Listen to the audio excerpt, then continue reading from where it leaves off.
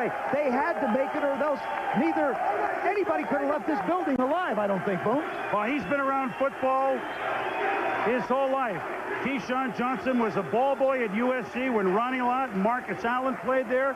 And Jeff Fisher played there, the current coach of the Oilers.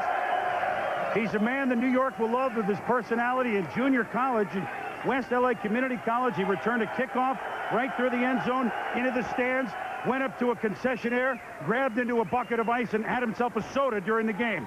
I don't know that he could do that at the Meadowlands, but he's certainly going to try. Sterling Sharp, Keyshawn Johnson, #1 pick. Would you have made the move? I think I would have made the move because in the age of the big receiver, he is the biggest. And he may not be the best receiver in this year's draft, by the way. Marvin Harrison is a guy with great speed, great intensity. He sees the field before the catch, so he knows how to make those yards after the catch. I think the one thing that the Jets get is they get a guy that loves to play the game of football, the guy with a lot of enthusiasm, a guy with a lot of ability. But you look at, I would have made the pick for Lawrence Phillips. In Ron Earhart's system, the one thing he likes to do is run the football. Lawrence Phillips is a dominating running back, and because of all the outfield problems, I think the Jets went with the safe pick and Keyshawn Johnson. I'm not disagreeing with that pick, but in the age of Ron Earhart's system, where he really doesn't like to throw the football a great deal, I think Lawrence Phillips might have been the choice right here. Chris, back to you. All right, Sterling, you know the excitement that Keyshawn is feeling right now. Last year, Mel, we had 3 receivers go in the first 10. Westbrook to the Redskins, Joey Galloway, who made such a big hit with Seattle.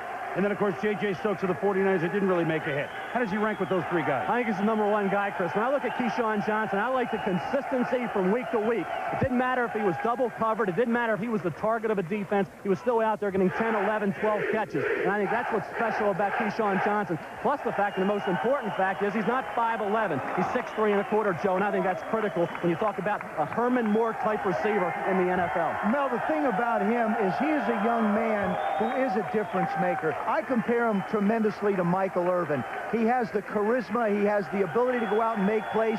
He will be a go-to guy. And one other thing, if you go into a 4-receiver set with the Jets, which I anticipate they'll do quite a bit this year, he doesn't have to worry about bump and runs. He'll be able to use his great athletic ability that we saw in college right away at the professional level, something Michael Westbrook wasn't able to do as a Redskin last year. Took him a little while to get going. It's not going to take Keyshawn very long to get going. The 1996 NFL Draft is brought to you by Jaguar Cars. For more information about the new 1996 Jaguars, call 1-800-4JAGUAR. And by Radio Shack. You've got questions, we've got answers. And welcome back to the NFL Draft. This concludes our coverage of the NFL Draft. You've seen the Jets draft Keyshawn Johnson. What more do you need? You already feel like you're at kickoff the opening weekend in September. Well, now comes the suspense. Now comes the pick where Jacksonville might pick running back Lawrence Phillips in Nebraska. Several teams may trade up into that spot, or we might see Lawrence Phillips hang for 5 or 6 or 7 picks. And what normally would be a sure thing, Phillips comes with some different equipment. We mentioned before a 6-game suspension at the beginning of this year for Nebraska after pleading no contest to misdemeanor assault charges.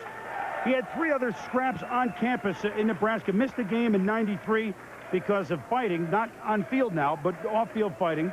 In March '95, he had a street altercation. In June '95, disturbing the peace. Now, we mention that because those are the facts, but the difference is Lawrence Phillips does not come with baggage of players like you would have heard last year, perhaps.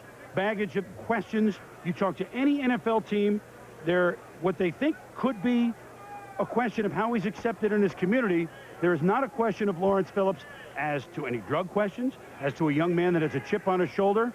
Those character questions have been answered 100% yes by all the National Football League teams that we have spoken to. Are these incidents or are these problems? And these are what the teams have to weigh at this point. Let's go to Chris Mortensen, who's at Miami headquarters. Mort, what have you heard around the league? What's the inside word on Lawrence Phillips? Who's scared of it? Who doesn't view it as a problem at all? Well, I think most teams are very cautious, kind of buyer beware, Chris. The Jacksonville Jaguars have been very careful here. When they realized that the Jets are definitely taking Keyshawn Johnson, they knew they were staring at a possibility of Lawrence Phillips, the top-rated player on their board, falling to them. They picked a first-round back last year in James Stewart. They picked up Natron Means.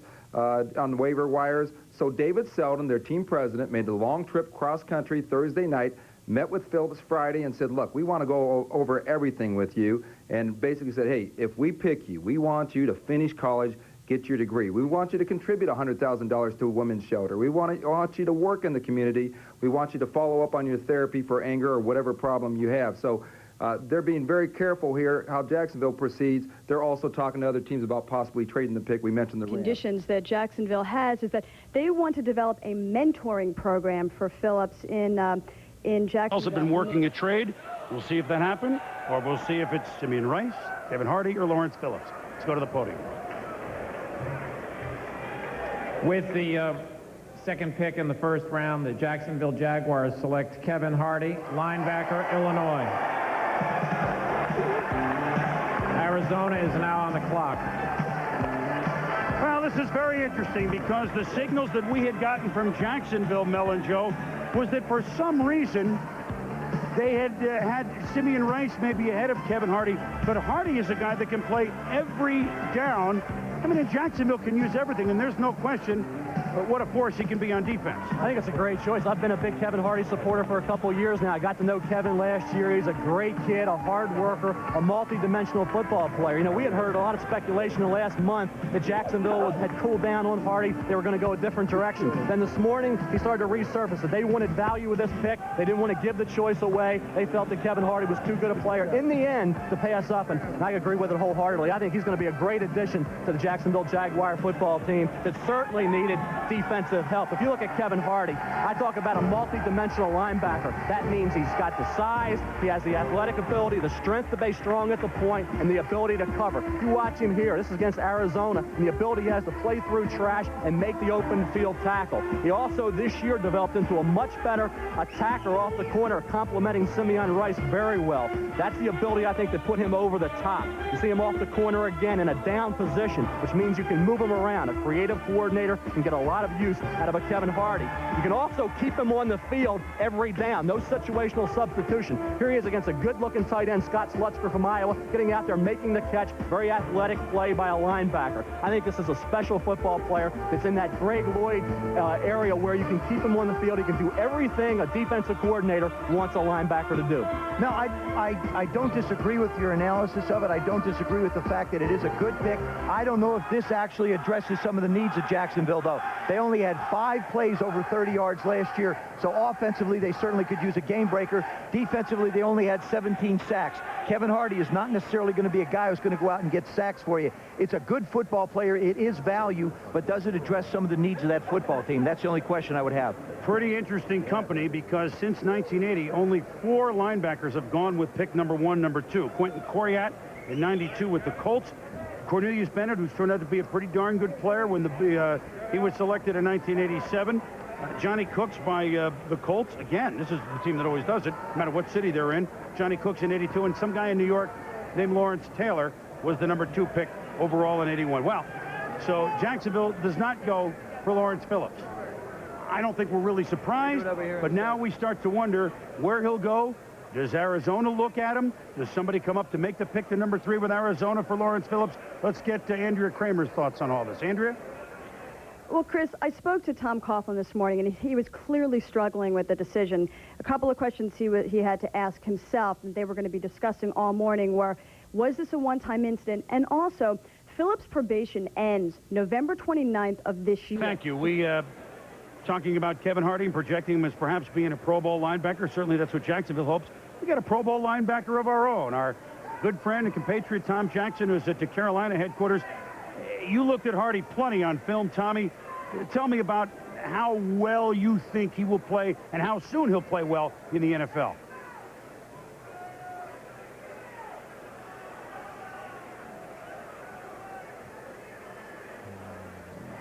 Yeah. First annual selection meeting. If you look it up in the dictionary, it's called the NFL Draft, and we have 2 picks gone. First time we've had a couple of seniors go in about 4 or 5 years, actually, with the first 2 picks with Keyshawn Johnson, Jets, Kevin Hardy, Jacksonville. Tom was just actually warming up the throat before. Now I want to go back to Carolina and Tommy, Kevin Hardy, you think he can be an impact player right away with this expansion team, Jacksonville? Just kidding, Chris. Yeah, I think that he can have impact right away.